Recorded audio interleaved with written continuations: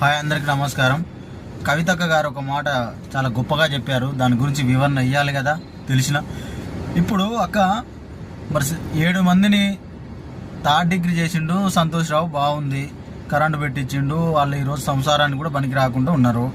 నువ్వు ఆ రోజునే ఈ విషయం వెళ్ళదీసి నువ్వు ఆ రోజునే దీని గురించి చర్చ పెడితే ఈ రోజున నీ విషయం నమ్మేవాళ్ళం. నువ్వు ఆ రోజు అధికారంలో ఉన్నావు కాబట్టి, ఆ రోజు వాళ్ళందరూ నీ వాళ్ళు కాబట్టి ఆ రోజు చెప్పట్లేదు.